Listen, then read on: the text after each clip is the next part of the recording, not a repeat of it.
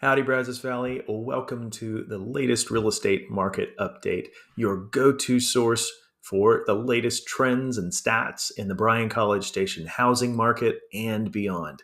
I'm Hayden Riley, a licensed broker associate with Inhabit Real Estate Group, and whether you're buying, selling, or just keeping an eye on the market, I've got you covered.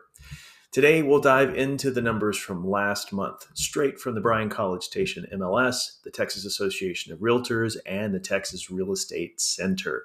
From sales volume to median home prices, we'll break it all down to help you make an informed decision based on this dynamic market. So grab a cup of coffee, maybe a pen and a paper, and let's see how this market's shaping up. Trust me, there are some interesting trends you won't want to miss. You ready? Let's jump in.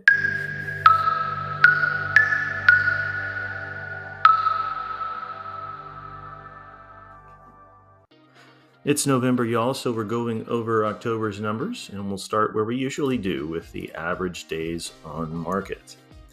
Once again, we'll be following the orange line for the next three charts. And as you can see, that orange line is kind of levitating relative to the last 5 years. Our average days on market is relatively high these days just because of less activity, more inventory, as you'll see from the other charts. We have gone from 102 average days on market for active listings in September to 114 in October.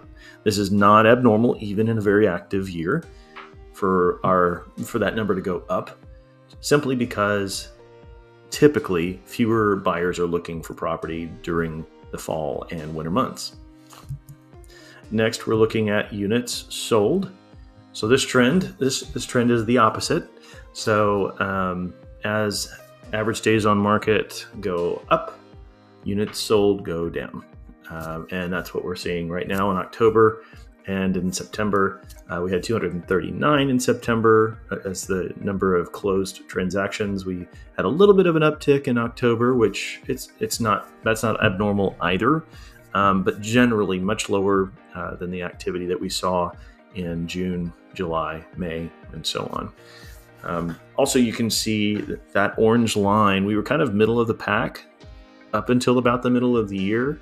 And then we more or less dropped to the bottom of the pack, or at least as far as trends for the last 5 years, we've seen less activity than we typically see in July and August.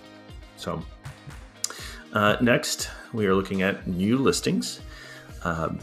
For those of you new to this video series, typically people will try to list their property before the buying season, which is why we usually peak in new listings taken in March or April to take advantage of the May, June, July buying season that we typically have. And it just tends to trend downward every month thereafter, and this year is no different. So October, we had 340 new listings taken. And as we recall, I'm going to go back one slide here. We had 254 units sold, and we added 340. So that's, oh gosh, I can't do math in my head, but I think that's over 80 new listings added to inventory. That's how we netted that. Definitely trending up as far as inventory. That means more selection for buyers. That means price goes down. So collection, as far as the College Station and Bryan area, and this only covers that since it's the primary driver economically. And as far as residential numbers go, the median price point has not moved compared to this time last year at $320,000. The active listings are up 16.7%. And our days on market, 112. So that's a little different than the 114 number I showed earlier, which is for the entire area. Price distribution with the lion's share between $200,000 and $300,000. Next in line is the $300,000 to $400,000 range, which is very normal. Our closed sales, 0.8%. We're down 0.8% compared to this time last year. Our months of inventory, 4.7 months of inventory. And for those of you new to this video series, that is basically it's a statistic that we come up with to determine how much activity we've had.